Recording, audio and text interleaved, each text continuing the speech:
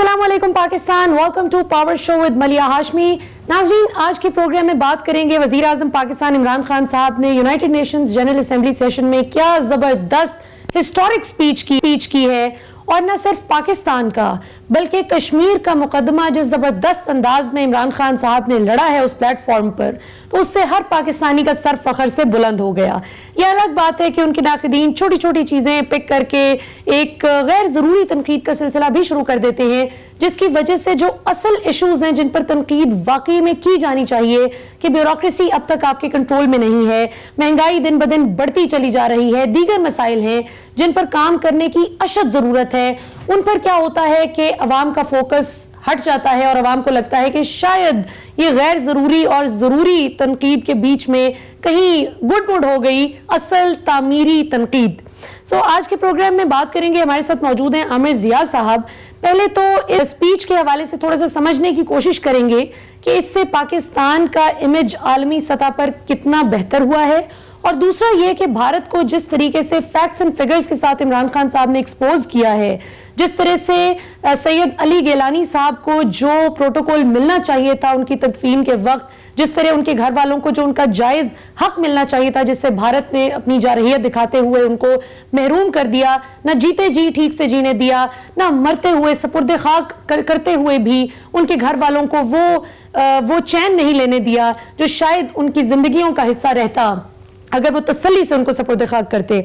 आमिर जिया साहब, इमरान खान साहब की इस तकरीर को आप कैसे देखते हैं, और जबकि दूसरी तरफ मोदी को जो बाइडन ने गांधी जी की याद दिला दी और उनको बताया कि कैसे वो शिद्दत पसंद नहीं थे, तो एक तरह से इनडायरेक्ट मैसेज मोदी को भी चला गया कि आप शिद्दत पसंद हैं। कैसे देखते हैं इस सब को? एक तो इमरान खान साहब ने, वज़ीर आज़म पाकिस्तान ने हमेशा की तरह पहले भी जब उन्होंने अक़वाम मुत्तहिदा की जनरल असेंबली से खिताब किया तो एक बड़ा मौसर खिताब रहा और बड़ा उन्होंने एक इफेक्टिव तरीके से जो है वो पाकिस्तान का मुकदमा, जैसे कि आपने अपने इब्तिदाई कलमात में फरमाया, वो उन्होंने लड़ा। कश्मीर की बात की, इस्लामोफोबिया की बात की, तो एक बहुत हम देखते हैं कि ब्रॉड स्पेक्ट्रम जो था उनकी तकरीर में कवर हुआ। और ज़ाहिर है कि हम अफगानिस्तान को कैसे भूल सकते हैं जिसके हवाले से उन्होंने बड़ा दो टोक उसमें कहा कि जी बैनुल अक़वामी जो बरादरी को अफगानिस्तान की मदद करनी चाहिए ताकि वहां पर एक नया बुहरान ना खड़ा हो जाए। पाकिस्तान के लिए मशरकी महाज भी हमारा बहुत अहम है, उसी तरह मगरिब की सरहद भी बहुत अहम है। तो असल जो हमारा जहाँ पे फितना है, फितने और फसाद की जड़ है, वो तो हमारे मशरक में है। और जब हम मशरक की बात करते हैं, भारत की बात करते हैं, आपने बड़े अच्छे अल्फाज में याद किया मोदी साहब को। यकीनन कि उन्होंने जो भी उनके बारे में जितना कहा जाए वो कम है। और वाकई जो सईद गिलानी साहब के साथ हुआ कि उनकी तदफीन में जिस तरह से वो किया, वो चीज़ है कि जो बहुत शर्मनाक, 21वीं सदी में हम इस तरह की उसकी तवक्को ही नहीं कर सकते। कोई इतना भी घटियापन, कोई रियासत, कोई हुकूमत जो है कि तदफीन के मामलात में भी जो है इतने जबर का और इतने कहती कोता बीनी का, संगदिली का मुजाहरा करेगी। तो ये सब अपनी जगह बड़ी मतलब है, इस पे बात हुई और बात होती रहेगी इंशाल्लाह आइंदा भी। लेकिन मैं एक और सवाल करता हूँ कि इमरान खान साहब की तकारीर बहुत जोरदार होती हैं, ट्विटर के पैगामात बहुत जोरदार होते हैं, होने चाहिए। हम देखते हैं कि जब से 2019 अगस्त से ये वाकया हुआ है, 5 अगस्त का, जबकि जो एक नाम नेहाद खुसूसी हैसियत थी कश्मीर की, मकबूजा कश्मीर की, उसको भी खत्म कर दिया गया। उसके बाद से लेकर आज तक पाकिस्तान की तरफ से जो भी तकारीर हुई और हमने जो भी जारी किया थी कि हमारी सिंसेरिटी से कोई डाउट नहीं करता, मगर सवाल ये कि क्या उसके नतीजे में हम अपने मिशन को आगे बढ़ा सके या नहीं बढ़ा सके। क्या कश्मीरियों पे जबर खत्म हुआ, क्या भारत दबाव में आया? देखिए, भारत पहले से ही बेनकाब है, उसकी नंगी जहारियत पहले से बेनकाब है, हमें और कुछ करने की जरूरत नहीं है। हम उस बात को दोहरा रहे हैं। हमें सोचना ही चाहिए, हमारी जो कहते हैं हुकूमत है, हमारी रियासती इदारे हैं, कि हम भारत पे दबाव कैसे बढ़ाएं। क्या सिर्फ गुफ्तगू अगर करते रहे, तकरीर करते रहे, बहुत मौसर है, जरूरी है करना, डिप्लोमेसी बहुत जरूरी, उसके अलावा क्या किया जाए? जब तक हम लोग अपने एजेंडे को ब्रॉडन नहीं करेंगे, हमें पता है इस वक्त पाकिस्तान की बड़ी मजबूरियां हैं, मईशत है, एक बड़ा पोलिटिकल अनस्टेबल एक सिस्टम है हमारे यहाँ, हमारे यहाँ हिज़्ब इख्तिलाफ जो एक मनफी सियासत कर रही है, बहुत बड़े बड़े चैलेंजेस हैं, उसमें कश्मीर का चैलेंज भी है। तो हुकूमत जो है it is spread to thin on everywhere ना, कि आप फोकस नहीं कर पाते बाज़-औक़ात कि हमारी जिंदगी और मौत का जो असल मसला है वो मकबूजा कश्मीर की आजादी है, बहुत अहम है। उसके लिए हमें कुछ ज्यादा करके दिखाना होगा, कोई नई बात सोचनी होगी। जी मलिया, आप कुछ कह रही हैं? बिल्कुल ठीक, बिल्कुल आमिर जिया साहब, मैं आपकी बात से पूरी तरह से मुत्तफिक हूँ کہ ہمیں پریکٹیکلی کچھ مزید کرنے کی ضرورت ہے جس سے کشمیریوں کو پریکٹیکلی فائدہ ہو سکے. ویسے ایک بڑی انٹرسٹنگ بات میں نے پچھلے دنوں میں نوٹ کی کہ برطانوی پارلیمنٹ میں بھی اب بھارتی جارحیت کے خلاف آوازیں اٹھنا شروع ہو گئی ہیں اور اب لوگ بات کرتے ہیں, برٹش پارلیمنٹیرینز بھی بات کرتے ہیں, اور برطانیہ تو آپ کو پتا ہے کہ mother of all parliamentary systems ہے. تو وہاں پر بھی بھارت کے خلاف اب جو آواز اٹھ رہی ہے کہ وہ جو مائنورٹیز پر مظالم ڈھاتے ہیں, جو کشمیر پر مظالم ڈھا رہے ہیں, تو ظاہر ہے کہ یہ ایک طرح سے پاکستان کی ڈپلومیٹک ایفرٹس اس میں یقیناً قابل ستائش ہیں. سو عامر ضیاء صاحب, اب ذرا اگلے ایشو کی طرف آتے ہیں. جی آپ مجھے سن پا رہے ہیں؟ جی میں سن پا رہا ہوں. میں صرف ایک جملہ اگر آپ اجازت دیں, وہ یہ کہ دیکھیں ہمیں خوش فہمی کا شکار نہیں ہونا چاہیے. بات یہ کہ بھارت کی مذمت جو ہر کوئی باضمیر شخص دنیا میں کہیں پر بھی, امریکہ میں, برطانیہ میں, یورپ میں, مشرق میں, مغرب میں, اس کی مذمت کرے گا. لیکن میں پھر وہی کہوں گا کہ مذمت کرنا جو ہے وہ کافی نہیں ہوتا. برطانیہ کی جو پالیسی ہے, ریاستی پالیسی, وہ کیا کہہ رہی ہے؟ وہ ریاستی پالیسی جو ہے وہ مجرمانہ طور پر پورے مغربی ممالک کی, اور اس میں بعض مسلم ممالک بھی شامل ہیں, وہ اس نے آنکھیں بند کی ہوئی ہیں بھارت کی مظالم کے اوپر. میں ریاستی پالیسی کی بات کر رہا ہوں. دیکھیں پارلیمنٹ میں تقریر کرنا ایک الگ چیز ہوتی ہے اور حکومت کی ریاست کی پالیسی ایک الگ چیز ہوتی ہے. تو وہاں پر ہم دیکھتے ہیں کہ بھارت کو ابھی جو آپ کی فوٹیج دکھائی جا رہی ہے, جس میں آسام میں ایک مسلمان کو جس بربریت سے شہید کیا گیا ہے, اور اس میں ان کا فوٹوگرافر جو ہے پریس کا, وہ بھی اس کے اندر مطلب ہے لاتے مارنے میں جو ہے بے حرمتی کرنے میں آگے ہے. تو ایسا تو دنیا میں مطلب یہ وحشت جو ہے ہم نے کہاں دیکھی, کسی صدی میں ہمیں توقع نہیں تھی. تو بات یہ ہے کہ ابھی پاکستان پہ بہت بھاری ذمہ داری ہے ہماری حکومت پہ کہ ہمیں کچھ نیا سوچنا ہوگا, کوئی کام بہت بڑھ کر دکھانا ہوگا. جی ملیہ بالکل ٹھیک ہو گیا.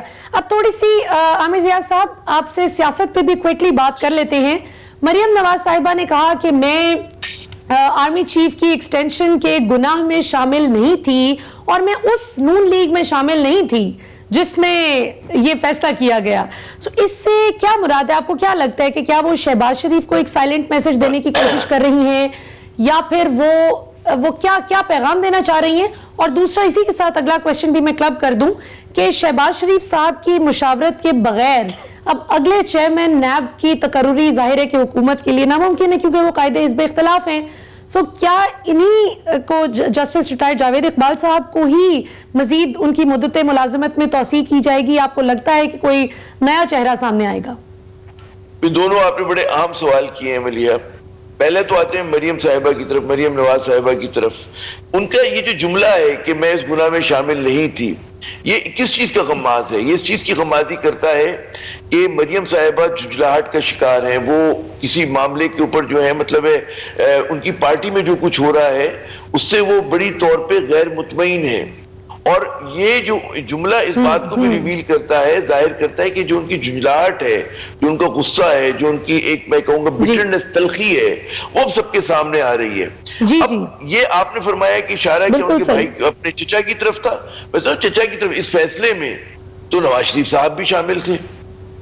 سب کو دنیا کو پتا ہے کہ جناب لیگ میں اس طرح کا جو اہم فیصلہ ہوگا اس پر مشاورت یا ان کی جو ہے ان سے پوچھا گیا ہوگا اور انہوں نے اس پر رضامندی کا اظہار کیا ہوگا.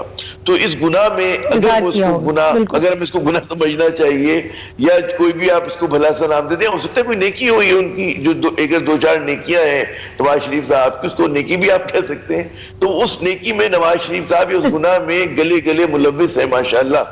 تو وہ اپنے والد سے بھی اس کا مطلب ہے ناراض ہیں. اچھا دوسری بات یہ ہوتی ہے کہ وہ کہتے ہیں کہ سیاست میں اور لڑائی میں جو مکہ آپ کو لڑائی کے بعد یاد آئے وہ اپنے آپ منہ پہ مار لے نا.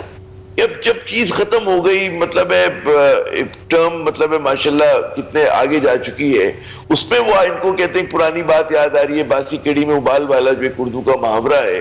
تو اس سے ان کی سیاست کو کوئی فائدہ نہیں ہوگا. محترمہ مریم صاحبہ کی نقصان زیادہ ہے, ان کی پارٹی میں فرکشن زیادہ ہوگا. ہم جیسے تجزیہ کار پھر بال کی کھال نکالیں گے, کیوں کہا ہے انہوں نے, کس چیز کی فرسٹریشن ہے آخر. تو یہ تو ایک بات ہو گئی مریم صاحبہ کی. اب آئی آپ نے نیب کا سوال کیا. دیکھیں ہمارے یہاں ڈائیکوٹمی ایک تضاد پیدا ہو گیا ہے. 18ویں ترمیم نے بہت ساری باتیں ایسی کی ہیں کہ جس نے کہتے ہیں نا مشکلات میں اضافہ کیا، اس ریاست کو چلانے میں کمزور کیا ہے ہمارے مرکز کو، ہمارے سینٹر کو، اور آئین کو سب تک اس کا حلیہ بگاڑ دیا گیا ہے کہ ذوالفقار علی بھٹو کا نہیں، آصف علی زرداری صاحب کا یہ آئین ہے۔ اچھا اس آئین میں کچھ چیزیں عجیب و غریب ہے کہ چلیں مشاورت ٹھیک ہے کر لی، مگر میرا سوال یہ ہے کہ بڑا ایک بنیادی سوال اخلاقی پہلو ہے کہ اگر جس شخص پہ کرپشن کے مبینہ الزامات ہوں، اس پہ مقدمات چل رہے ہوں، وہ مطلب عدالتوں کے چکر لگا رہا ہو، پھر وہ اسی ادارے میں اس کے سربراہ کا فیصلہ کیسے کر سکتا ہے؟ یہ چیز مطلب سمجھ میں نہیں آتی، یہ چیز جو ہے مطلب ہضم بھی نہیں ہوتی کہ اگر فرض کریں ایک چور ہے مبینہ، چلے میں چور نہیں کہتا، ثابت نہیں ہوا، مگر آپ کہیں کہ ایک مبینہ چور ہو، کہہ رہی تھانے دار جو ہے میں اپنی مرضی کا یہاں پہ لگاؤں گا، کیسے ہو سکتا ہے؟ ممکن نہیں۔ تو یہاں پر لیکن کیونکہ اب آپ کا آئین جو ہے اس آئین نے گڑبڑ کی، اس نے کوئی آپشن بھی دیا نہیں حکومت کو، ورنہ ہونا ہی چاہیے بھی اگر حکومت ہے تو حکومت کو فیصلے کرنے نا بہت سارے، ہر چیز میں کہتے ہیں نا کنسنسس بلڈنگ نہیں ہوتی، ورنہ آپ کو فائدہ کیا میجورٹی کا، کہ ہر کام آپ کو اپوزیشن کے مشورے سے کرنا ہے، کیوں کرنا ہے؟ حکومت جس کی ہے اس کو فیصلہ کرنا ہے۔ لیکن کیونکہ 18ویں ترمیم میں کچھ لو اور دو ہوا تھا پیپلز پارٹی اور نون لیگ کے درمیان، تو انہوں نے ایسے ٹیڑے میڑے قسم کے قوانین جو ہے وہ پاس کر دیے ہیں، اور اس ایک ہی حل ہے کہ ایکسٹینشن، اب پتہ نہیں اس کے اندر بھی وہ ظاہر ہے کہ وکلا حضرات اور قانونی جو آئین کے ماہر ہیں وہ اس پہ بہتر روشنی ڈالیں گے، لیکن وہ آسان مرحلہ نہیں ہوگا حکومت کے لیے۔ جی بالکل بالکل صحیح۔ اور آخری سوال عامر زیاد صاحب میں آپ سے فیک نیوز کے حوالے سے کرنا چاہوں گی کہ وزیر اعظم پاکستان عمران خان صاحب نے کل بھی ایک تقریب میں خطاب کرتے ہوئے فرمایا کہ یہ فیک نیوز کا بڑا مسئلہ ہے اور اس کو ہمیں کنٹرول کرنا ہے۔ آپ بطور ایک سینئر صحافی اور تجزیہ نگار کیا سمجھتے ہیں؟ آپ کی عمر گزری ہے پاکستان میں صحافت کرتے ہوئے اور بہت نامور صحافی، بڑے کریڈیبل صحافی ہیں ماشاءاللہ، یہ بتائیے کہ پاکستان میں اب یہ جو ایک زوال ہے، ایک طرح سے صحافتی زوال، کہ اگر جس طرح عمران خان صاحب بات کر رہے تھے کہ جادو ٹونے کی ایک غلط خبر پھیلا دی گئی کہ جی آزاد کشمیر کے وزیر اعظم کو جادو اور ذائچے کے ذریعے جو ہے وہ اس کا انتخاب کیا گیا ہے، تو اس سب کا کیسے سدباب ممکن ہے جبکہ زیادہ تر صحافتی گروپس آمادہ بھی نہیں ہے پاکستان میڈیا ڈیولپمنٹ اتھارٹی پر وہ جو لانا چاہتی ہے حکومت اس پر وہ راضی نہیں ہوتے؟ So how should they go about it? دو الگ الگ پہلو ہیں۔ پی ایم ڈی ایک الگ وہ ہے، پہلی تو جو فیک نیوز پہ بات کی ہے، ہمارے بہت سارے صحافی دوست جب عمران خان صاحب یا کوئی بھی اگر صحافت پہ اعتراض کرتا ہے بڑا غصہ کرتے ہیں، وہ کہتے ہیں یار کسی مقدس گائے کو چھیڑ دیا، اس کی دم آپ نے موڑ دی، ٹھیک ہے نا، ناراض ہوتے ہیں۔ میرا کہنا یہ کہ جب بطور صحافی اور بطور مطلب میڈیا کے ہمیں دنیا بھر پہ تنقید کا حق ہے، تو بھائی ہماری کارکردگی پر بھی جو ہے تنقید ہو سکتی ہے۔ اگر ہم اچھا کام نہیں کر رہے تو اس پہ سوال بھی اٹھیں گے، تنقید بھی ہوگی اور زیر بحث بھی آئے گا۔ تو اگر کسی کو اعتراض ہے ہماری صحافت پر، ہمارے منظرنامے پہ صحافت کے، تو اس پہ غصہ نہیں ہونا چاہیے، ہمیں اپنے گریبان میں جھانکنا چاہیے، خود تنقیدی کرنی چاہیے۔ اب اگر میں کہوں گی سیاست کا وہ صحافت کا منظرنامہ کیا ہے ہمارے سامنے، جناب سنسنی خیزی ہے، اس میں آدھا سچ بولا جاتا ہے، اس میں جو ہے بیانات جو ہیں اس کا ہم ٹیا پانچا کرتے ہیں، ہم خبر وبر نہیں دیتے، ہمارے یہاں ڈاکیومنٹری نہیں بنتی، ہماری انویسٹیگیٹو رپورٹ نہیں بنتی، ہمارے یہاں مطلب ہے سب سے لیزی ترین صحافت ہوتی ہے کہ مطلب اینکر نے 4 لوگوں کو بٹھایا ہم جیسے اور ہم نے بال کی کھال نکالنا شروع کر دی، خبر تو نہیں دے رہے ہم، تو صرف ایک اوپینین دے رہے ہیں۔ تو اس میں جب جھوٹی سچی باتیں اور پروپیگنڈا ہوتے تو عمران خان صاحب کو کسی کو بھی حق ہے، نواز شریف صاحب کو بھی حق ہونا چاہیے کہ وہ تنقید کریں، بھائی کیا بات کر رہے ہو، بالکل ہم اس کا جواب دینے کے لیے تیار ہیں، تو کوئی بری بات کوئی گناہ نہیں کیا، اور ہمیں اس بات کو تسلیم کرنا پڑے گا۔ میں تو بطور صحافی کہتا ہوں کہ پاکستان میں میڈیا ریفارمز کی، اصلاحات کی بڑی سخت ضرورت ہے، تاکہ ہماری جو صحافت ہو وہ تعمیری، ملک کو مضبوط کرنے کے لیے اور آگے لے جانے کے لیے ہو، نہ کہ نفاق پیدا کرنے کے لیے، جھوٹی خبروں کے لیے، لسانی عصبیت پھیلانے کے لیے، فرقہ واریت پھیلانے کے لیے، سیاسی نفرتیں اور جو ہے ریاست کو کمزور کرنے کے لیے ہو۔ بات یہ ہوتی ہے کہ ہر چیز کا ایک مقصد ہوتا ہے، ہم مطلب اگر مقصد شر پھیلانا ہے تو اس کی تو آزادی نہیں ہوتی، ہم تو آزادی نہیں کہہ سکتے اس کو۔ اور ابھی بھی پاکستان میں میں سمجھتا ہوں کہ 90% جو ہے بالکل ہم آزاد ہیں ہر چیز کہنے میں، اس 90% آزادی کا کیا ہم صحیح استعمال کر رہے ہیں؟ اور جو 10% مبینہ جو پابندیاں ہیں وہ تو بھائی یورپ اور مغرب میں بھی ہولوکاسٹ پہ آپ خبر دیں، AP کی بھی ایک صحافی کو چند ماہ پہلے اس کو نوکری سے برخاست کیا گیا، اس نے ٹویٹ کر دیا تھا پیلسٹینینز کی حمایت میں، تو ان کی بھی ریڈ لائنز ہیں، تو ہماری بھی ریڈ لائنز ہیں، ہماری بھی ختم نبوت پہ خدا نہ وہ خاتم بدہن کوئی ایسی بات نہیں ہو سکتی، مذہبی جذبات کو ہم لوگ نہیں لوگوں کے چھیڑ سکتے، ریاستی اداروں کے خلاف پروپیگنڈا دنیا میں کہیں پر بھی نہیں اجازت ہوتی، یا آپ کہیں جی ہم ان لوگوں کو جو توڑنے کے لیے کام کر رہے ہیں اور جو کہیں جی ہمیں تو بندوق سے مارنے کی اجازت ہے، اور مطلب انہی کے حق میں آپ کہیں جی کہ ان کے اس کے لیے پروپیگنڈا، تو یہ چیزیں نہیں ہوتی ہیں. تو میرے خیال میں گریبان میں ہمیں اپنے جھانکنا چاہیے اور اپنی صحافت کو جو ہے ایسی صحافت ہونی چاہیے جو پاکستان کی بقا، اس کو مضبوط کرنے کی، اس کو آگے لے جانے میں اپنا چھوٹا سا کردار ادا کر سکے. جی بالکل ٹھیک ہو گیا. عامر ضیاء صاحب ہمیں جوائن کرنے کے لیے بہت بہت شکریہ. ناظرین موجود تھے پاکستان کے سینئر صحافی اور تجزیہ نگار جناب عامر ضیاء صاحب. آپ نے ان سے ہماری گفتگو سنی. یہاں پر وقت ہوا ایک شارٹ کمرشل بریک کا. بریک کے بعد واپس آئیں گے تو مزید گفتگو کے سلسلے کو آگے بڑھائیں گے after the break.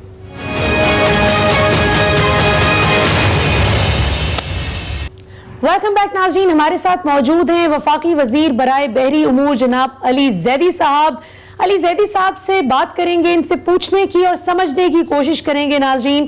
C pack کے حوالے سے ان کی منسٹری بہت زبردست کام کر رہی ہے, اور اب جو نیا Karachi coastal comprehensive development zone جو 23 سپٹمبر کو جس کا اب اعلان کر دیا گیا ہے, اور اس حوالے سے بڑی ان کی منسٹری نے بڑی دن رات محنت کی, اور ہم نے دیکھا کہ بڑی تیزی سے اس پہ ڈیولپمنٹ کا کام شروع ہو چکا ہے. اس حوالے سے اس پر بھی بات کریں گے, اور کچھ سیاسی حوالے سے بھی ان سے پوچھیں گے, کیونکہ یہ عمران خان صاحب کے رائٹ ہینڈ تصور کیے جاتے ہیں. جو کلوزسٹ 2-3 وزراء ہیں ان میں علی زیدی صاحب کا بھی شمار ہوتا ہے. تو ان سے پوچھیں گے کہ اگر شہباز شریف صاحب جو کہ قائد حزب اختلاف ہیں, اگر آپ ان سے مشاورت کیے بغیر چیئرمین نیب کی تقرری کا پلان کر رہے ہیں تو وہ کیسے ممکن ہو پائے گا؟ اور اگر آپ موجودہ چیئرمین نیب کی مدت ملازمت میں توسیع کا سوچ رہے ہیں تو اس حوالے سے پھر اپوزیشن دوبارہ سے آپ پر کرٹیسزم کرے گی کہ نیا آرڈیننس آ گیا, تو اس پر بھی بات کریں گے. لیکن پہلے علی زیدی صاحب, ایک تو ہمیں جوائن کرنے کے لیے بہت بہت شکریہ. ہمیں بتائیں یہ جو نیا Karachi coastal cooperative development zone بن رہا, کمپریہنسو ڈیولپمنٹ زون بن رہا ہے, اس حوالے سے پاکستان کی عوام کے لیے کیا خوشخبریاں ہیں؟ دیکھیں جی مالیہ, تھینک یو. پہلے تو میں آپ کو یہ ذرا, آپ نے دو الگ باتیں کی ہیں. ایک آپ نے شہباز شریف کی کرپشن کی بات کی ہے اور نیب چیئرمین کی بات کی, بلکہ 3, اور پہلی بات آپ نے یہ کی ہے جو ڈائریکٹلی میری وزارت سے, تو let's just discuss that first. یہ جو Karachi comprehensive coastal development zone ہے, یہ اصل میں کیونکہ کبھی کراچی کو کسی نے کوئی پراپرلی پلان تو کیا نہیں ہے, اس کا مطلب ہے کہ جس کی جہاں جو مرضی ہے بنا لے. جو پرانے علاقے کراچی کے ہیں, فار ایگزامپل کے ڈی اے اسکیم نمبر 1 ہو گیا, یا ایون نارتھ ناظم آباد اور ناظم آباد ہو گیا, یا ڈیفنس کے پرانے والے علاقے ہو گئے, یا لال ہزار ہو گیا, جو یہ پرانے علاقے ہیں, یہاں پہ پلاننگ اور زوننگ ہوئی بھی ہے. لیکن وہاں پہ ہوا یہ ہے کہ اب لوگوں نے اپنے پرانے گھر بیچنا شروع کر دیے, جیسے پی سی ایچ ایس سوسائٹی تھی وہ, اور وہاں بلڈنگیں بن گئیں. اب وہ زوننگ نہیں ہوئی بھی, ایک it's a big mess. In the main time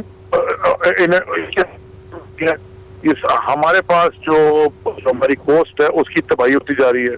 Lyari ندی کا سارا گندا پانی ہر وقت ہمارے سمندر میں گرتا ہے, اور وہ کیونکہ وہ جو ویسٹرن بیک واٹرز ہیں کے پی ٹی کے, جہاں پہ یہ جو پروجیکٹ ہے, اس میں وہ آ کے لیاری ندی گرتی ہے, پورے شہر کا گندا پانی, untreated sewage plus solid waste اس میں لوگ پھینک دیتے ہیں.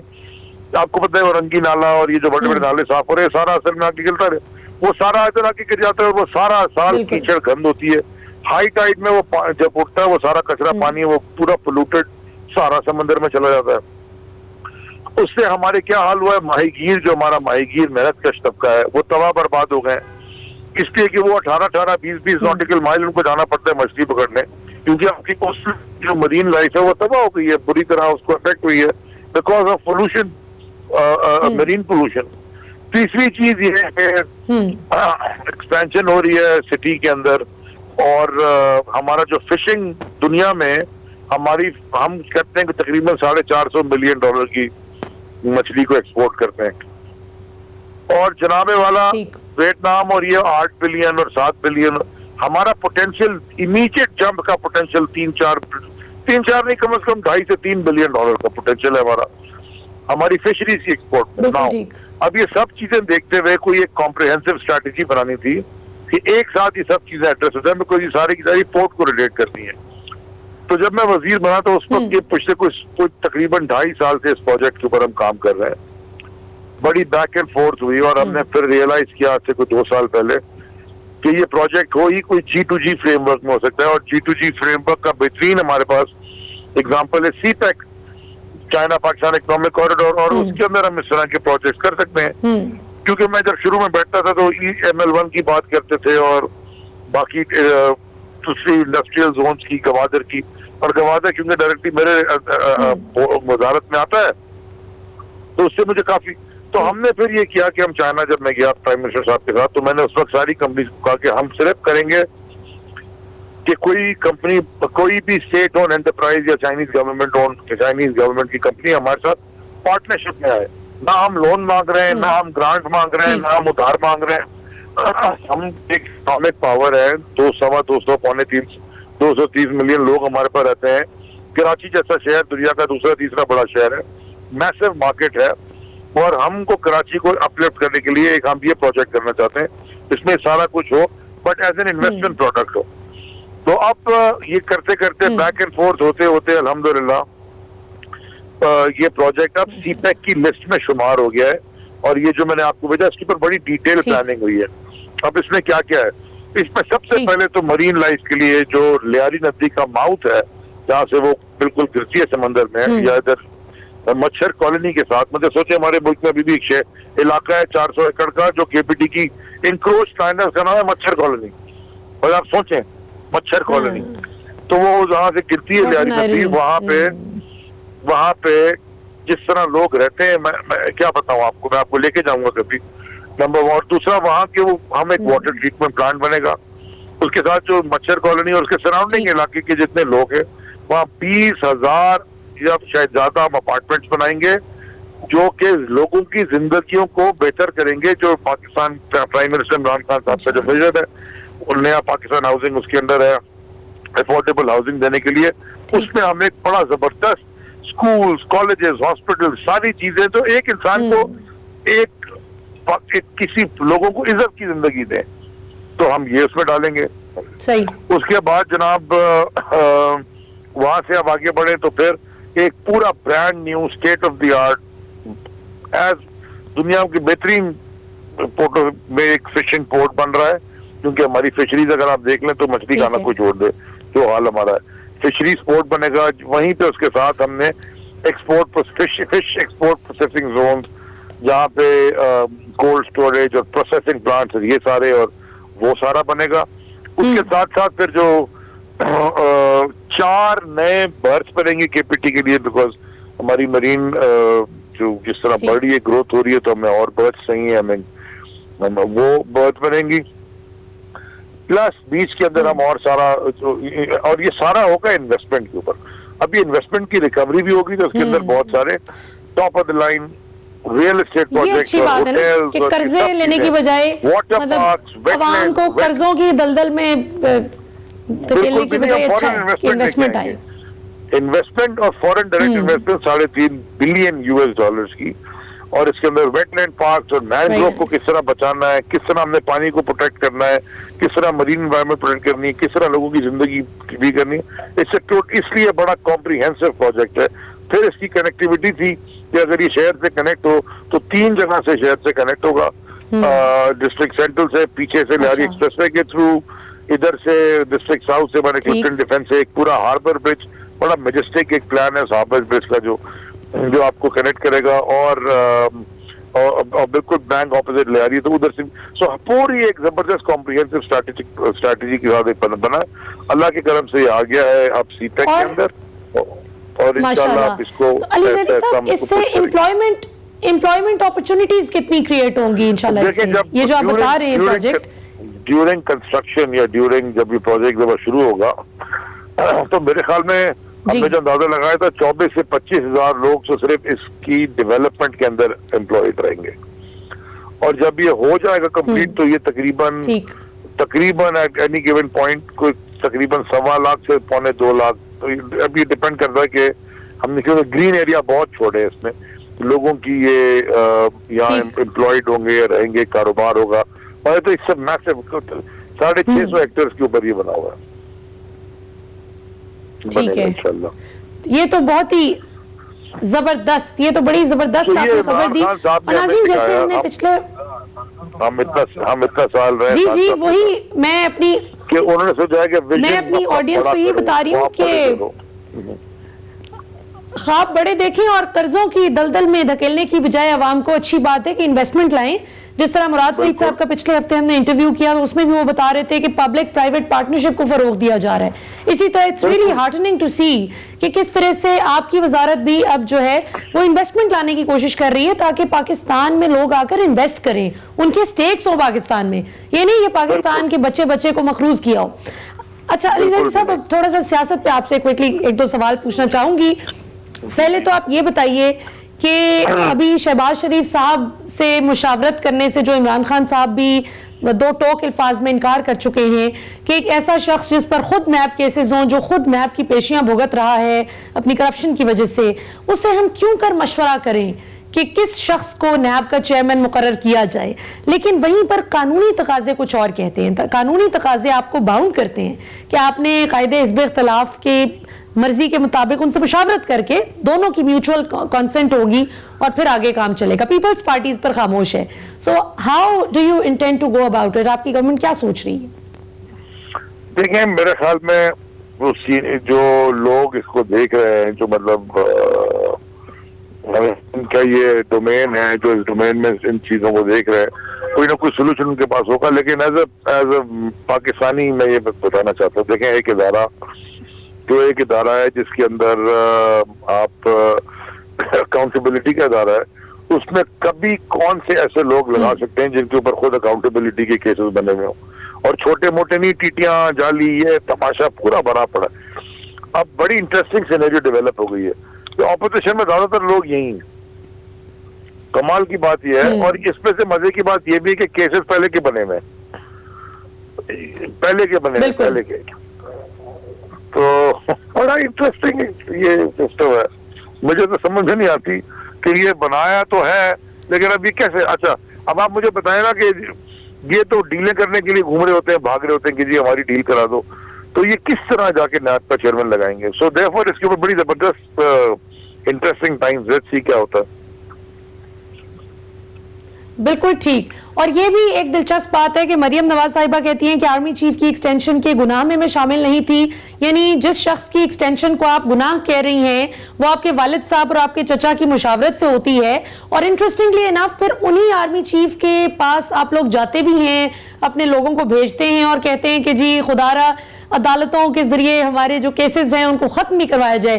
تو علی زیدی صاحب آخری سوال میرا آپ سے یہ ہے کہ آپ لوگ عمران خان حکومت اور آپ جتنے بھی وزراء ہیں, اور آپ کے تو ظاہر ہے پچھلے 20 سال کا 22 سال کا سفر ہے عمران خان صاحب کے ساتھ, آپ کو لوگوں نے اس امید پر ووٹ کیا تھا کہ آپ لوگ اس نظام کو تبدیل کریں گے. سو کیا آپ کانفیڈنٹ ہیں کہ 2023 کے الیکشن کیمپین میں جب آپ ووٹ مانگنے جائیں گے تو عوام جب آپ سے سوال پوچھیں گی کہ ہاں جی نظام کو آپ نے کس حد تک بہتر کیا, تبدیل کیا, تو آر یو کانفیڈنٹ کہ آپ ان کو جواب دیں گے کہ ہم نے یہ کچھ اچھا کیا نظام کو ٹھیک کرنے کے لیے؟ دیکھیں ملیحہ, بڑی اپنے لوگوں کا دماغ کو پڑھنا بڑا مشکل کام ہوتا ہے, اور لیکن یہ بھی میں آپ کو بتاؤں کہ لوگ پاکستان کے بیوقوف نہیں ہیں. کوشش ان کو بیوقوف بنایا کیا کئی دفعہ, لیکن بڑی ریزیلینٹ نیشن ہے.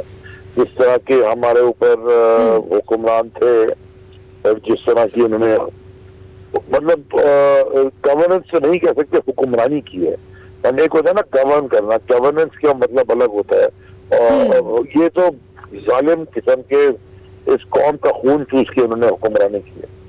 ورنہ پاکستان میں بہت پوٹینشیل تھا اور ہے. میں آپ کو ایگزامپل ہی دیتا ہوں. دیکھیں پہلے ایک ہلکی کی لے لیتے ہیں پھر بڑا. ابھی جو الیکشن ہوئے ہیں کنٹونمنٹ بورڈ کے, ایک ہی جماعت ہے جو پورے پاکستان کے ہر صوبے میں اپنی سیٹیں لے کے بیٹھی ہے. میرے حلقے کے اندر 8 کنٹونمنٹ بورڈ کے وارڈ آتے تھے, اس میں سے الحمدللہ اللہ نے عزت رکھی ہم 6 جیتے ہیں.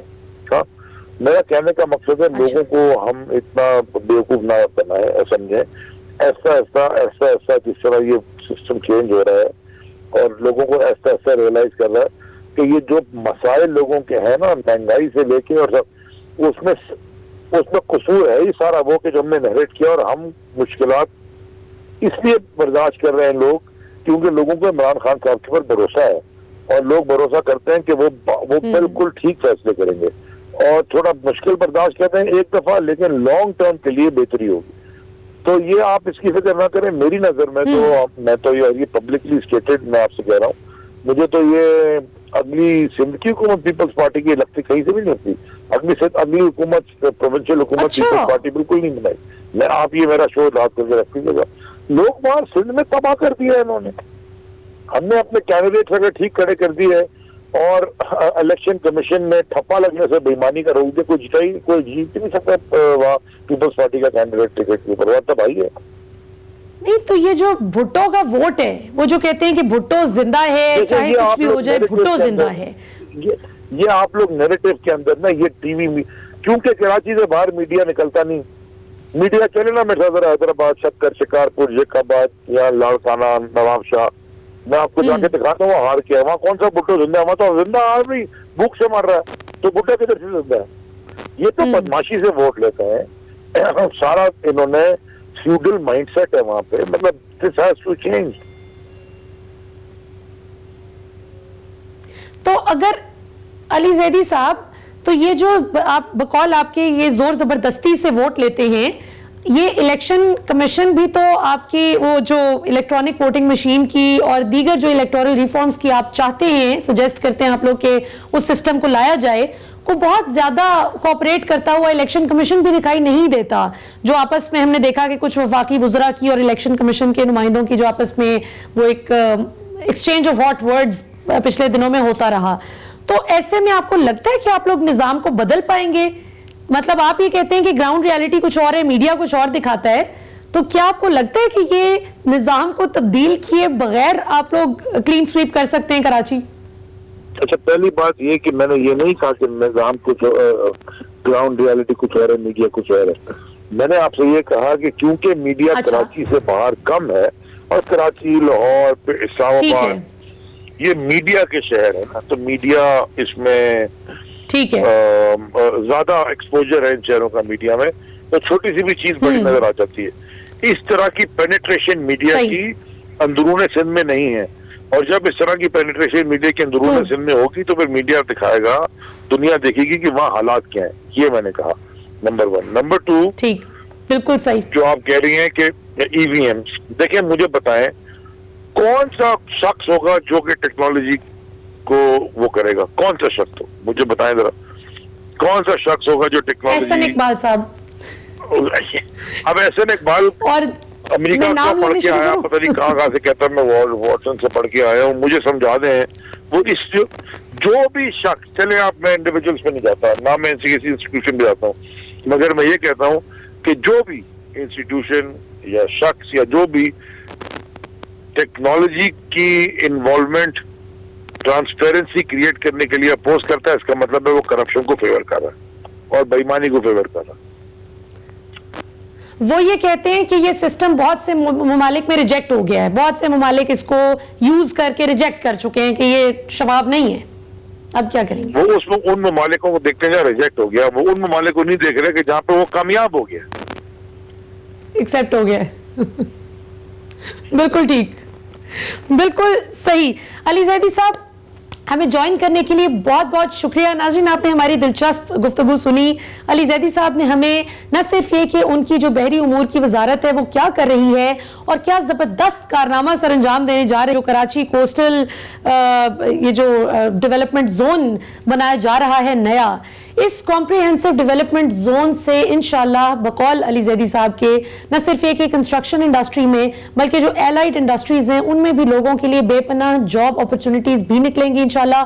اور سب سے مزے کی بات یہ ہے کہ پاکستان کی عوام کو قرضوں کی دلدل میں دھنسانے کی بجائے یہ جو پبلک پرائیویٹ پارٹنرشپ والا کانسیپٹ مراد سعید صاحب نے ہمیں پچھلے ہفتے اپنے پروگرام میں بڑی تفصیل سے بتایا کہ ان کی وزارت کس طرح کر رہی ہے. اسی طرح علی زیدی صاحب نے بھی بتایا کہ کیسے فورن ڈائریکٹ انویسٹمنٹ پاکستان میں آئے گی انشاءاللہ, جس سے آبویسلی پاکستان کا قومی خزانہ بھی اسٹرینتھن ہوگا انشاءاللہ.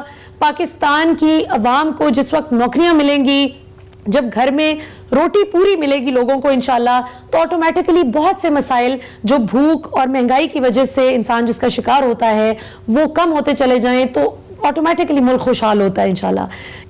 ناظرین, آپ نے آج کا پروگرام دیکھا. ہمارے ساتھ موجود تھے وفاقی وزیر برائے بحری امور جناب علی زیدی صاحب. گفتگو بہت ہی دلچسپ رہی, کچھ سیاست پر بات ہوئی, کچھ ان کی وزارت کی پرفارمنس کے حوالے سے بات ہوئی. آج کے لیے اتنا ہی. کل انشاءاللہ رات 10 بجے پھر آپ سے ملاقات ہوگی. اب تک کے لیے اتنا ہی. پاکستان زندہ باد.